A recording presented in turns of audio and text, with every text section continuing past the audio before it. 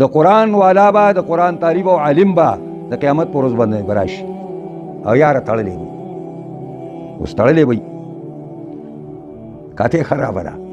ویقول القرآن یا رب حله، قرآن وایي الله ویس پړې دا بندونه تې لرکا نو اوبس پړلی شي. ویلبس تاج الکرامه، د عزت یو تاج ورته پر سر باندې کېږي، د عزت یو تاج ورته پر سر کېږي.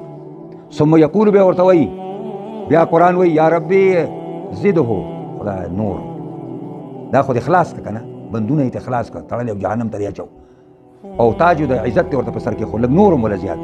یا ربي ارضع عنه، الله دنه راضي شه، فیرضع عنه، الله به دې راضي شي.